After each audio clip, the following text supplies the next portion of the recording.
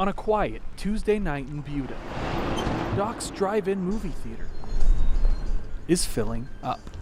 Do you popcorn? I mean, it's not lost on any of us that we're in the midst of a global pandemic, and we don't want to take that lightly. But what's playing tonight isn't something normally seen on the big screen.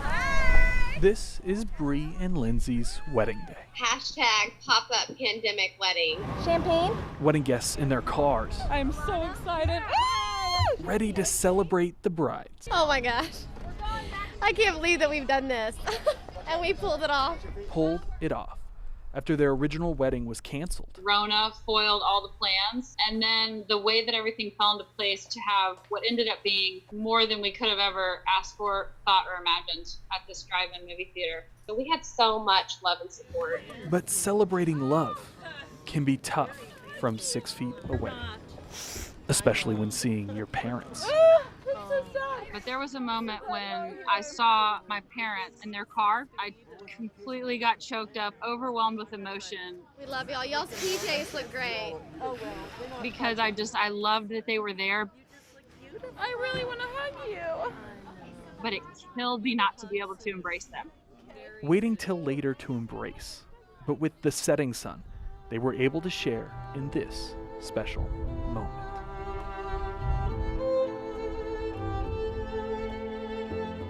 But why now, in the middle of a pandemic, have a pop-up pandemic wedding?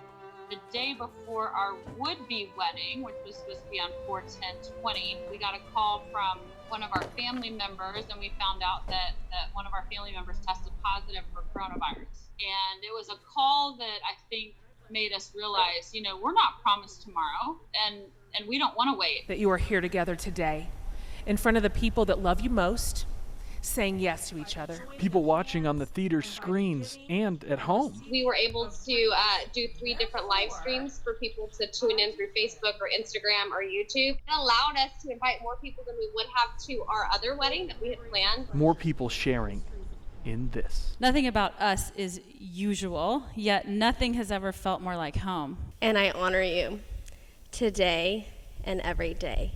I love you. And to Lindsay's twin girls, Y'all are my favorite little girls in the whole world, and I can't wait to have a lifetime of Perry Grip dance parties with you. Ladies, seal your vows with a kiss. And the cars became the new applause. And I think we made some really sweet lemonade out of some really rotten lemons. beginning a new life together, but in a way we normally would only see on a movie screen. And we're live. I know. It's crazy. It's like still hitting us. I'm like, you're my wife. With photojournalist Jackson Grimm, Hank Cavanero, KVU News. We are married. We're married.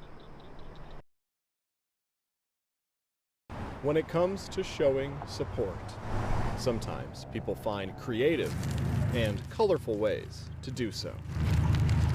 She's from Baton Rouge and she loves Mardi Gras. We're gonna celebrate her love of Mardi Gras with some purple, green, and gold. We just thought it was a really nice way for us to show that the community is really rallying behind this family. All of this, the flowers, the ribbons, and the words, Just a bright light. Always had a smile on her face. to describe a person many say Dr. Dotson was the best of the best. the words of those who trained under her. And it is devastating to our community as physicians to have such a loss of such a wonderful doctor. The words of those who she worked with. Just as a sign of how wonderful and caring she was. She had a loud, boisterous laugh that we loved, and she was so smart. The words of those who knew her outside of the office. Our kids go to school together. They're just a great family. And the words of her family, telling us in a statement who the married mother of three was. But sometimes there just aren't enough words. We're all devastated by this, and we want them to feel loved and comforted. To tell you about someone who was so loved. We just miss her very much. It's one of the best there is. Call him the Machine. I've been carving for over 20 years. That's what Jesse Green has become, an extension of his loud tools. It wasn't always this way. I had no idea what I was getting into and if I was going to kill myself. Over 12 years, his incredible chainsaw sculptures have been featured on Boston 25 News, Zip Trips, and throughout Greater Boston. When we shot my show, American Chainsaw, I went back and did another one in Plainville with Lily. Hey, Lily. This week, the machine is on a tear, being featured in an ESPN promo for Sunday Night Baseball's Red Sox-Yankees game. It shows Jesse carving a massive wooden throne, his idea branching off of Game of Thrones. You feel like a ruler, and that's what I was going for. While Jesse is primarily known for using a big chainsaw like this, he says for the throne project, he spent a lot more time using this tiny Dremel and other tools. You get the original log, I cut the top off, those became the arms. I had to make that work. That's delicate. If I could take a year to do this project, I would. This is a big deal. As it was, I had about 3 weeks, but made it happen. A throne bound for the Bronx. Then? I think it's going to be permanently displayed at ESPN headquarters. If not, maybe Cooperstown. From humble beginnings to the hall. Dude, I hadn't even thought of that. In Medway. Dude, that's commitment. Evan White and Jack Grimm. Sorry about that sawdust, Jack. Boston 25 News.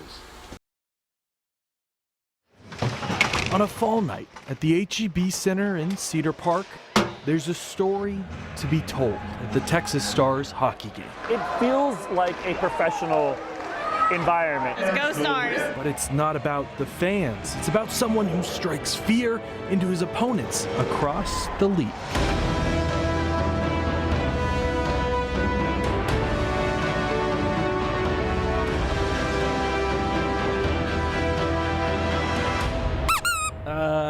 Maybe not fear.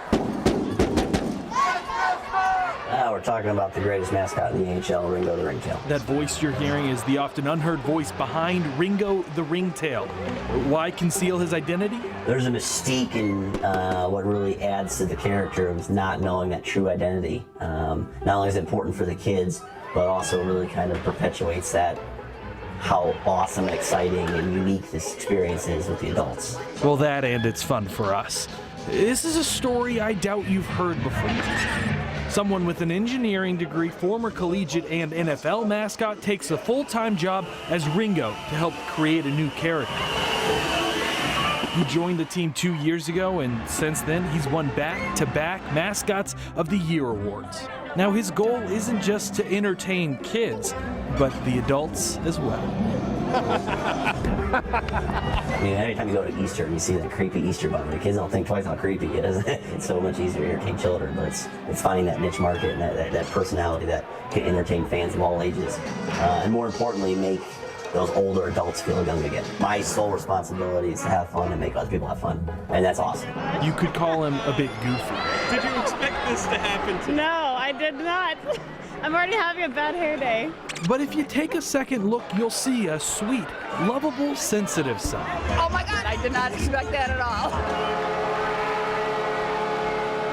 But let's be real, he's mostly just goofy.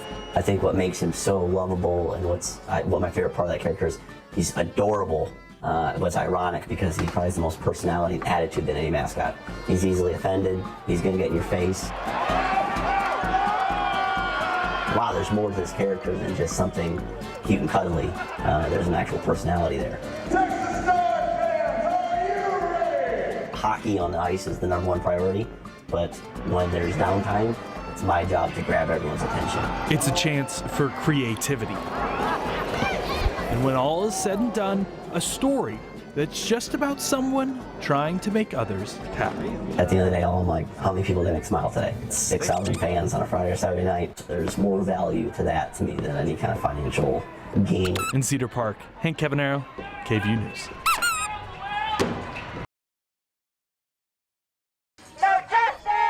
Physically, mentally, emotionally, horrible. That's how Jessica Arellano feels after losing who she calls the love of her life.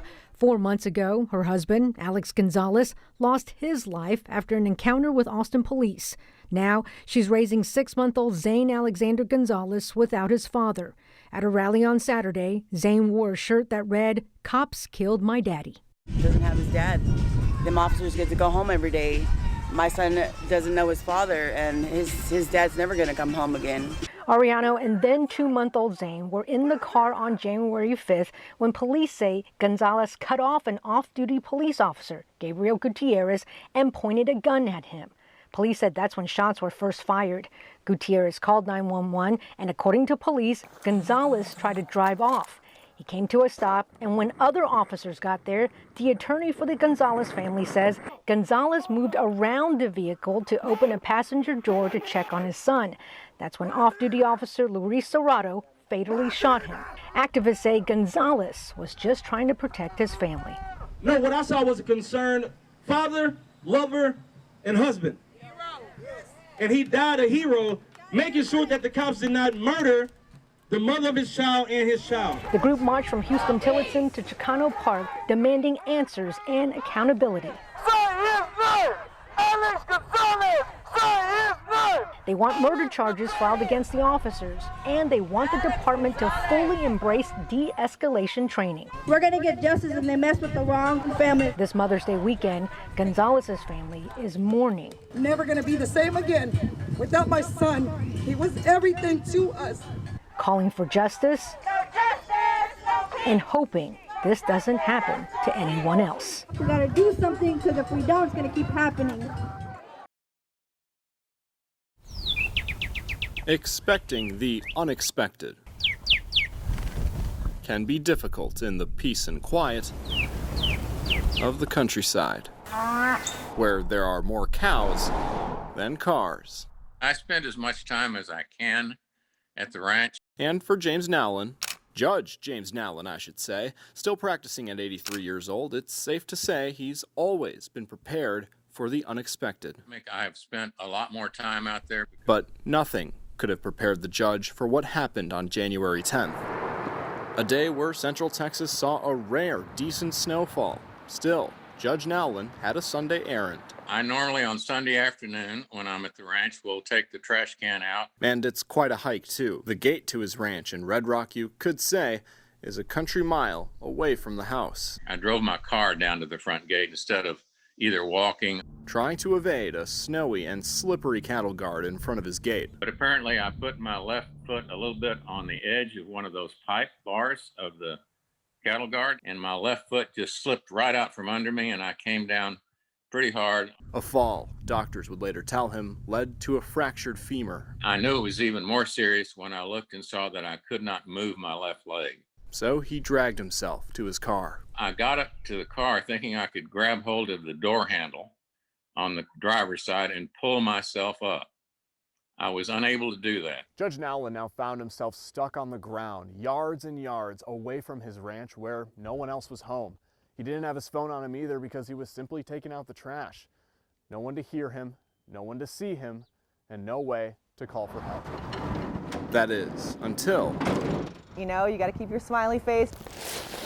An unexpected visitor came along. So you got to keep trucking along, and not every day is the same. Longtime Austinite Alicia Infante delivers packages for Amazon. I was pretty much familiar with Austin, Round Rock, Buda.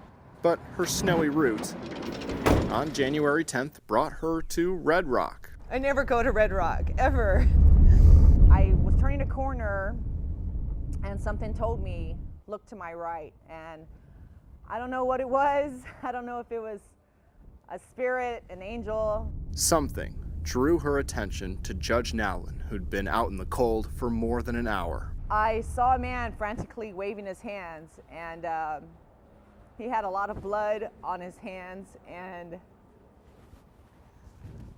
I knew he was in a lot of trouble. I passed him because I couldn't brake immediately, obviously, and I passed him, so I just reversed and I stopped. It was absolutely freezing, and all he had on was a sweatshirt and some jogging pants. She quickly grabbed her phone, called for help, threw her jacket, among other things, onto Judge Nowlin to keep him warm and keep him talking until medics arrived, noting that not a single other car went down that road while she waited with him. When I saw him, I thought, that's somebody's grandpa.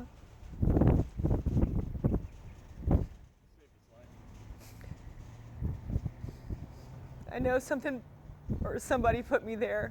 I know that for a fact because I know what I felt. And I know a lot of people don't believe in faith or they don't believe in stories like this, but it's real, you know? Somebody sent me there. Judge Nowlin believes she saved his life. An angel and a saint. So, yeah, I believe that I would have probably perished if she had not come by. Doctors performed surgery on Allen's leg, and he's still recovering.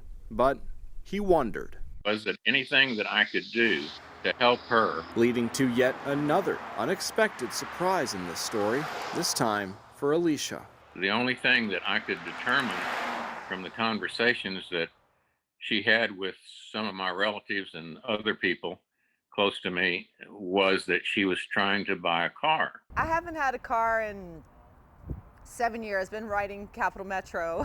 So, Judge Nowlin made a call to his friend, Rox Covert of Covert Auto Group. I remember telling him whatever the cost was, and that I'm happy to bear the cost. And I just thought, I don't deserve that, you know? Maybe like a thank you card or a steak dinner, I'll take that and we'll be good. Alicia now with a new car of her own. Judge Nowlin forever grateful. You know, in this day and time with all the problems we've got going on in this world, it is an indication that there are good people left in this world. Expect the unexpected. You never know who you'll find. We need more kindness right now. For KVUE News, I'm Luis De Leon.